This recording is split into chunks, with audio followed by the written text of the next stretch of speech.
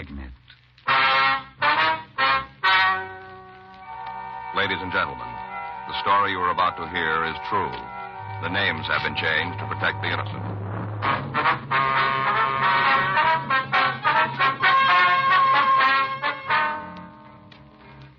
You're a detective sergeant. You're assigned a juvenile detail. A woman reports that a teenage boy has been stealing food from her home. She says she's seen him several times. Your job? Check it out.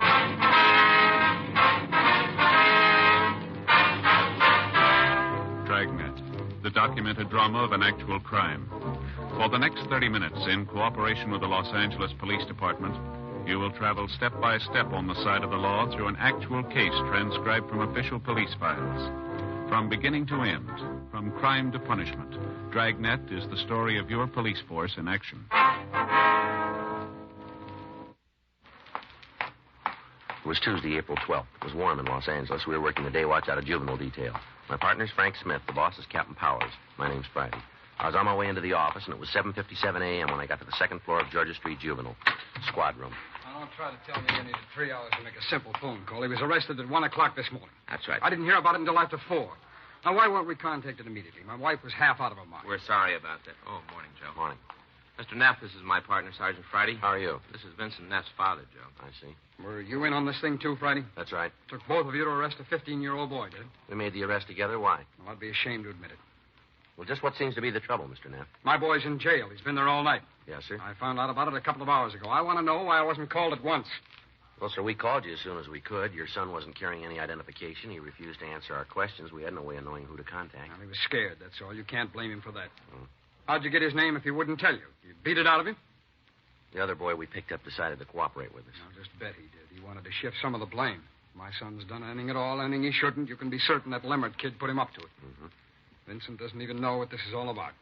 You've talked to him, have you? Certainly. Says it's a mistake, the whole thing. Sure. Oh, I suppose the police don't make mistakes, huh? We make them. I'll say you do, and you pulled the beauty this time. It doesn't look that way to us, Mr. Oh, don't tell me how it looks. I know my son. I know when he's telling the truth. He says this is a mistake, and I believe him. Well, it's natural, I guess. No, I'm not going to make any wild threats or try to go over your heads, but I want that boy released, and I want him released at once. Sorry, sir, we can't do that. I'm being just as patient as I can with you, Sergeant. Mr. Knapp, we filed a petition on your son. There'll be a pre-detention hearing in juvenile court as soon as possible. The court will decide what happens to him after that. It's out of our hands now. It wasn't out of your hands last night when you arrested him. That was our job. Your job is to protect people's rights. You're supposed to be cops, not bullies. Now, take it easy, Mr. Knapp. There's plenty of crime in this town and plenty of criminals. Robberies, killings, holdups. Only trouble is they never get solved. Guess the police force is too busy manhandling youngsters and chasing bums out of freight yards. All right, huh? Mr. Knapp. Too busy or too scared. You're afraid to tackle the real gangsters. You might get hurt. You'd rather pick on a teenage kid who can't fight back. Cowards, that's what you really are. You're cowards, not policemen. Let me ask you something, Neff. Suppose a couple of guys drive into a filling station. One of them cracks the owner over the head with a tire iron while the other one cleans out the cash register. You think we ought to forget about it or go after him? I'm not interested in hypothetical cases. I'm talking about my son. So am I. What do you mean? You said you spoke to the boy. Didn't he tell you why he's here? He said he didn't know. Is that what it is? You think he's mixed up in a filling station robbery? Is that where you're holding him? Maybe you better ask him again. I'm asking you. Yes, that's right. That's it. Well, you'd better be able to prove it, Sergeant. Believe me, you'd just better be able to prove it. A woman across the street from the station saw two boys drive away. She got the license number. Vince doesn't have a car. It was young Lemmert's jalopy. But your son was still with him when we made the arrest. Well, that doesn't prove anything. That doesn't prove they were together at the filling station. It was some other boy, not Vince. That's what your son says, too. Well, then why don't you believe him? Lemmert gave us a different story. Well, what do you expect? He doesn't want to take all the blame. He's in a jam, and he wants some company. The woman across the street is sure there were two boys, Mr. Neff. Well, that doesn't make one of them my Vince. Does she say it was Vince? Is she willing to swear to it? No, sir. What about the owner of the station? Has he identified my son? He can't identify anybody. He's still unconscious. Well, I'm sorry for him, of course, but you haven't got any right to blame Vince. And you haven't got any evidence against him either. We got the tire iron that was used in the slugging, Neff. Well, what about it? We had it checked by Leighton Prince. Well? They found a set. Well, they can't be Vince's fingerprints. They can't be. I'm afraid they are. Oh. No, you're wrong. You made a mistake. Not this time. Look, we're sorry, Mr. Neff. Oh, Why would Vince do a thing like this? There's no reason. He's had everything. Everything we could give him. It'd be different if we were poor, if he didn't get an allowance every week. Yeah. There's just no reason. Well, sir, I guess he found one. Well, I'm sorry. Sorry if I was a little rough on you. It's all right. I better get on home now. His mother will... She'll want to know if he's all right. Yes, sir. Oh, there's one thing. Yes, sir. If he really did this terrible thing, I'm glad you caught him right away, right after it happened. Now we've got a chance. Sir? But it won't happen again.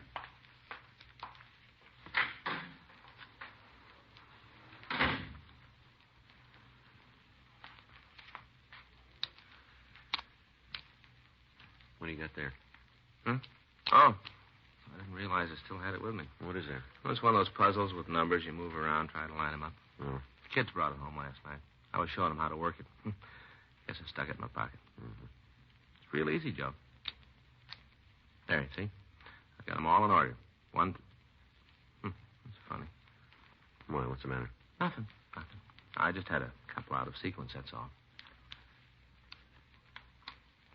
Well? Well, give me a minute, can't you, Joe? You got 3 numbers in the wrong place Look, now. Joe, I can't work the puzzle when you're watching me like that. Oh, I see. I get it. Juvenile Friday. Yes, ma'am. I see. Well, do you know the boy? Will you give me your address, please? All right. I have it. What? Yes, ma'am, we would. Will you be home? All right. Thank you very much. Lady up in the Hollywood Hills. Yeah? Some youngster's been stealing groceries out of her garage. She know who it is? She's got a pretty good idea. Yeah? She almost caught him.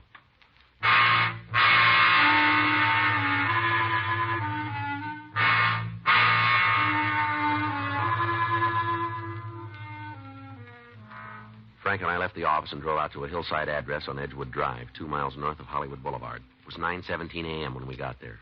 Well, there isn't too much to tell. Week, 10 days ago, I started missing things from the garage here. What sort of thing? Canned goods. I keep an extra supply on those shelves over there in the corner. I see. But there wasn't much gone, just a couple of items now and then. First, I wasn't even certain. I thought maybe I'd used them up myself and forgot about it. Mm-hmm. Then this morning, I saw him. It was right after Clarence went to work. Well, now, about what time would that be? 7 a.m. That's when he leaves. No later than 5 after. Mm-hmm. I was doing up the breakfast dishes, and I heard somebody fussing around the garage. By the time I got to the back door, he was sneaking off across the yard. I gave a shout and started after him. What happened then? I guess my yelling kind of took him by surprise. Anyway, he turned around and dropped the stuff he was holding. He sure didn't wait to pick it up, though. He started off as fast as his legs would carry him. He headed up the hill there. That was the last I saw of him. Well, now, just what was it he dropped, Miss Roman? A couple of cans of my groceries and a big paper bag. That's it, there on the stool there. Mm-hmm. I looked inside. Maybe I shouldn't have, but I thought it might be some more of my canned goods. That's all right. What do you got, Joe? Books? Huh? Books here. Huh? Theoretical Physics, Principles of Dynamics, Frontiers of Molecular Structure. Couldn't make head nor tail of them myself. Must be something he's studying. Yes, ma'am. His name in him? No. No, they're all from the Hollywood Library. Mm-hmm. One of you tell us what he looks like, Miss Roman. Yes, I guess so. First off, I'd say he looks like books. Has he? You know, the studying Oh, type. yes, I see. Sort of thin and pinched. Mm-hmm. Blondish hair. Light complected. About how tall is he? 5'6" or 7. Might look taller than he really is on account of being so thin. Mm-hmm. About how old would you say he was? 15, 16, somewhere in there. Just a youngster. Did you notice his clothes? Hat on, pants looked pretty worn. And the sweater. What about the color? The sweater was blue. Pants were too faded to tell. Mm-hmm. Now, I want you to understand one thing, Mr. Friday. Yes, ma'am. I'm not real upset about him taking our food. If he needs it, that is. It just seems to me there ought to be a better way of going about it. Nobody has to steal. Yes, ma'am. Is today the first time you ever saw this boy, Miss Roman? Oh, no. I've seen him a couple of times before. One or two mornings he walked past the house on his way down the hill. Other evening I saw him heading back up. Of course, I didn't connect him with my missing groceries then. Well, we'll have a look around. If he just lives up on the hill, he shouldn't be too hard to find. Oh, no. No, Mr. Friday. He doesn't live up there. Nobody does. Ma'am? Edgewood Drive gives out 100 yards beyond us, just around the next curve. Oh, I see. We're the last house.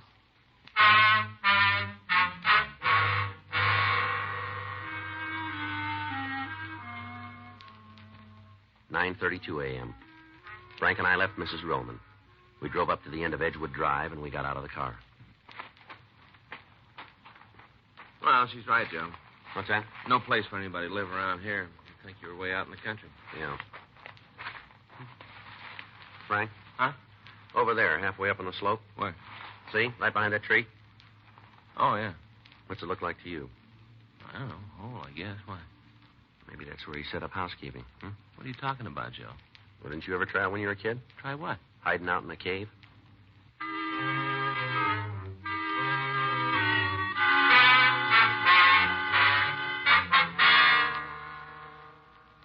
We climbed up the side of the hill. About 200 yards east of the road, we came to a small hole. Behind this opening was a shallow natural cave. Frank and I crawled inside. The cave was about 8 feet long and 4 feet wide. The boy we were looking for was not there, but there was plenty of evidence that this was where he'd been living. A sleeping bag was rolled up in one corner. Beside it was a small supply of canned food. We found 10 or 12 notebooks filled with handwritten mathematical equations and some 50 textbooks on advanced physics or higher mathematics. He sure believes in making use of the public library. Yeah, he does, doesn't he? Just about every branch in town. Well, I suppose there are worse things he could be reading. Yeah. Looks like they aren't all library books. What do you got, Joe? There's a couple here with book plates. Oh? Owners' names in them.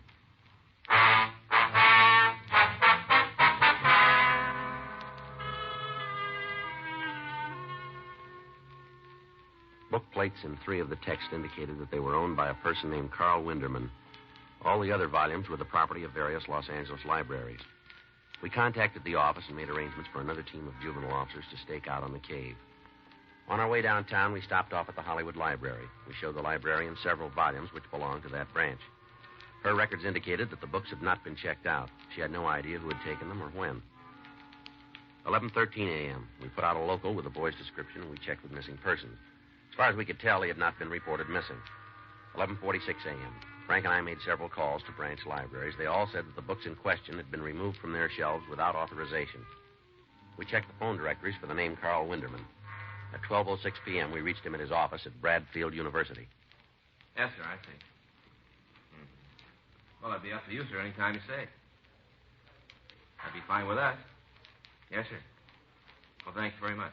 That's the right guy, Joe. Head of the physics department. Mm-hmm. Do you know anything that might help us? Yeah, he knows the boy. At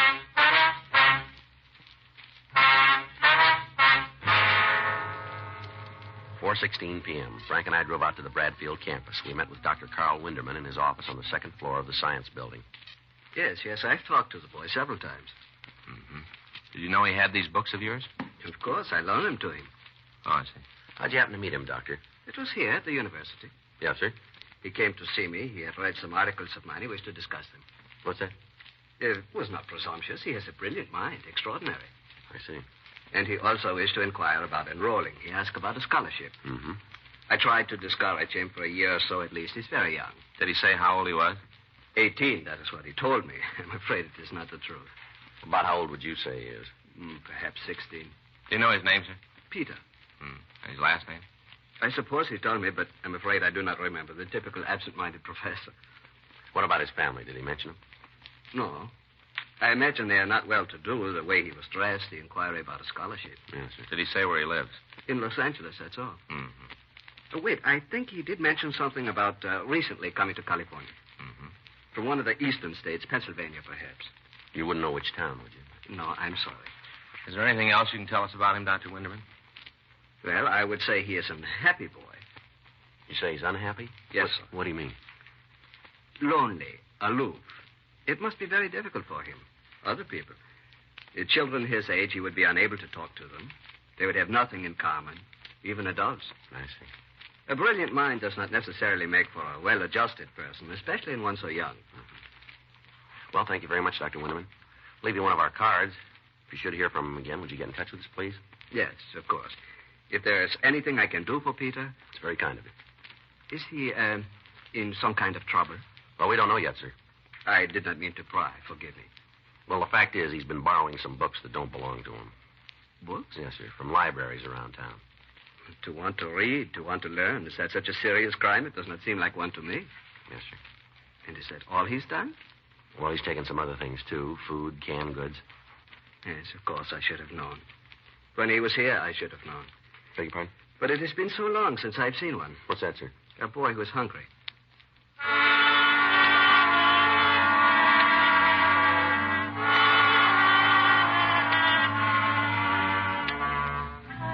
Frank and I went back to the office. The officers on stakeout reported that the boy had not returned to the cave.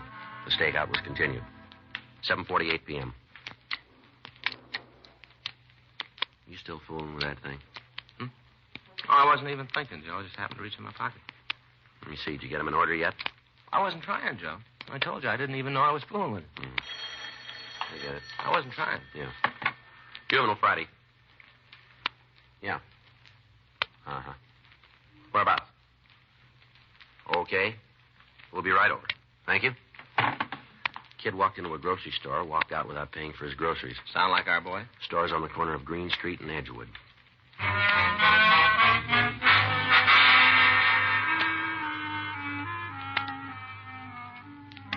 Frank and I drove out to the Huggin grocery store on the corner of Green and Edgewood. 8:17 p.m. We pulled up and went inside. I was waiting on another customer. I didn't pay much attention to him. Next thing I knew, he was sneaking out the door.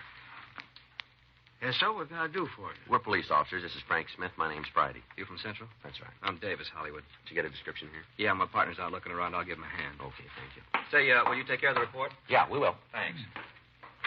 Now, this ain't no big robbery or anything like that. He was just a kid, you understand? Yes, sir. Could you tell us what he looked like, Mr. Huggin, Andy Huggin. The same as the sign on the window there. Yes, I see. Well, like I said, he was a kid. Mm-hmm. Teenage, about halfway. How's that? Halfway in his teens, about 15 or 16. I see. Light hair, thin on a rail. How was he dressed, sir? Pants, sweater. I see. Just what did he take from your store, Mr. Huggin? Well, I couldn't say for certain. I wouldn't have known he took anything if it hadn't dropped out from under his sweater when he was sneaking out the door. Yeah. Can of corned beef. That's what it was that fell. Mm-hmm. Did you see which way he went? Out the door, up the street. Told the other policemen. I guess they're after him. Yes, sir. I don't know whether I done right or not. How's that? In reporting it, I expect it seemed like a lot of fuss about a few groceries. No, sir. Trouble it is, you let one of them get away with something like this, the news gets around. Next thing you know, the store's full of them, you know. The kids try to steal you blind. Yes, sir, we understand. Worse than a plague of locusts. Sergeant? Yeah, Davis. Out in the car? What? We got him.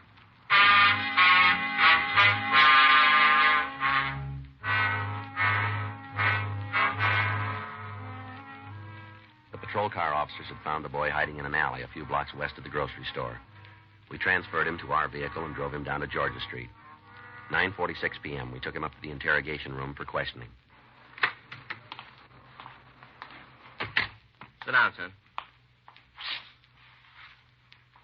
All right, now you want to tell us about it? About what? Well, let's start with your name, huh? Well, Paul Paul what? Jones. You sure about that, are you? I don't know my own name. Yeah, you should. Where do you live, Paul? San Diego. What are you doing in L.A.? Just looking around, that's all. Mm-hmm. What's your address, son? Huh? In San Diego. What's your address? I don't know. You know your name, but you don't know where you live. Only moved to California a few weeks ago. You live with your folks? Sure. They have a telephone? Uh-uh. What's father's name? Bill. Bill Jones. How long you been in Los Angeles, son? Just today. Just today. Hitchhiked in this morning.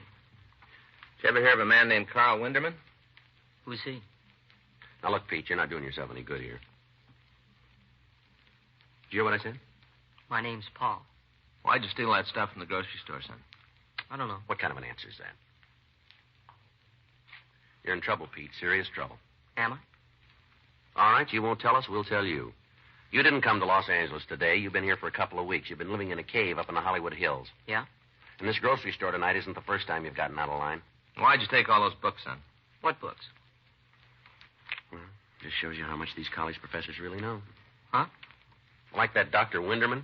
He says you're a smart kid. You got a real good head on your shoulders. Well, he's a pretty poor judge of brains, isn't he? What, you know about it? Well, He's so far ahead of you guys. thought you never heard of him. All right, now, Pete, let's quit fooling around. Let's have it straight. All of it. What do you want? Your name isn't Paul Jones. Now, what is it? Siler. Pete Siler? Yeah. Where's your home? You found it. I didn't mean that cave, your real home. I don't know. I used to live with my sis back in Philly. Well, what happened? She got married. Threw me out. What about your folks? They're dead. What the heck you doing? That thing. It's just a puzzle. Oh. You're supposed to line up the numbers, 1 through 15. Yeah? Here, you want to try it? Is that all? Just line them up? Sure.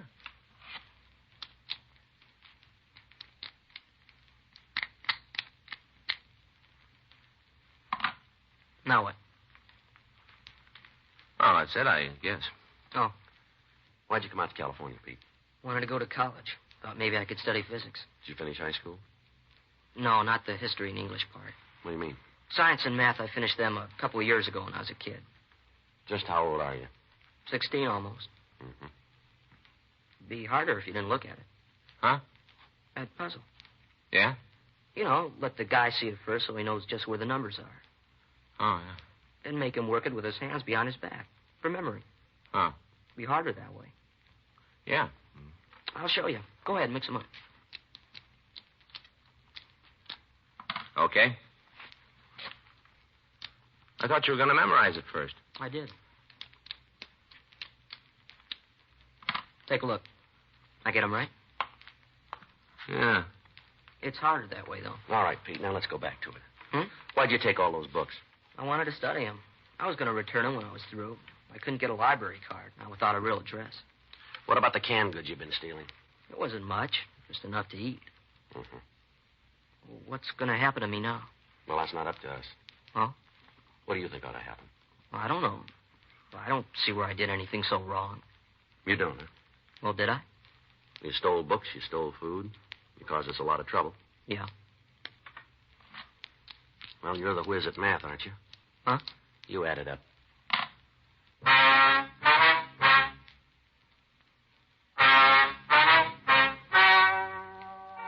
Ladies and gentlemen, the story you've just heard is true. The names were changed to protect the innocent. On April 16th, the hearing was held in juvenile court, the state of California, in and for the county of Los Angeles.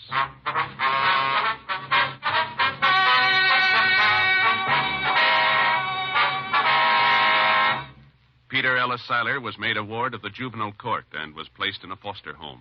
Through the efforts of Dr. Carl Winderman, he was permitted to enroll in Bradfield University as a special student in the field of higher mathematics and physics. You have just heard Dragnet, the authentic story of your police force in action, and starring Jack Webb, a presentation of the United States Armed Forces Radio Service.